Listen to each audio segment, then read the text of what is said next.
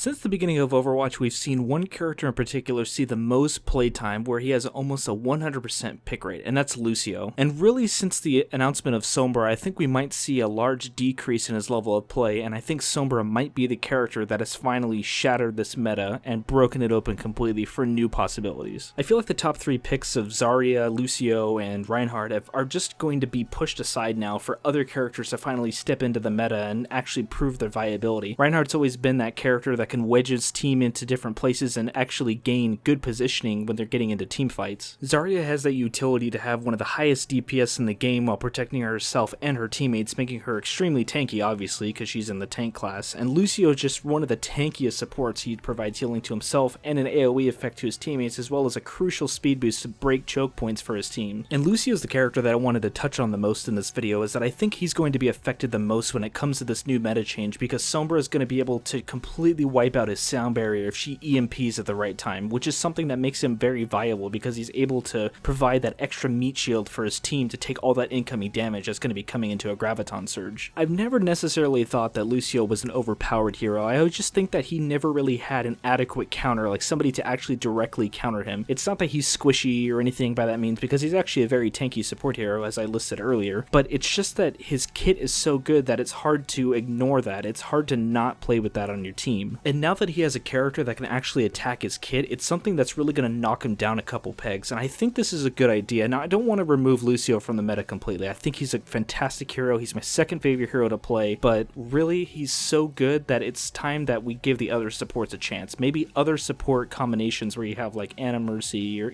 something where Lucio isn't always a must pick. Now with Sombra in the meta, where she's going to be jumping into the game altogether now, I think this is something that people are going to have to reconsider when they see a Sombra. Oh wait, you know what, maybe Lucio isn't the best choice going against their team composition. Now when I first heard Sombra kind of jumping into the mix, I was a little hesitant to think about, oh, you know what, there's going to be a cloaking character that's able to silence heroes. I don't know how I feel about this, but now I kind of am starting to see that maybe this might be something that we need to actually shatter the meta altogether, to bring those super good heroes down to the level of every other hero, to where now maybe we can start looking at all these heroes having viable counters and actually being able to examine each hero for what they're worth and all of their kits being viable in every single situation. I don't know about you, but when it comes to watching esports, I kind of get bored watching the same exact team comp going against the other team comp. I like when they pull out unconventional heroes in the middle of a match and being like, you know what, let's try this out and see if it works. And when it works, it's super fun to watch. There's 23 heroes now on this roster, and only 6 of them are consistently used the most. I want to see things shaken up a bit, and I really think that's what Blizzard got it right with this new hero. Obviously, being a support main, I want to see more viability and more variety in the support class. I mean, I want to see,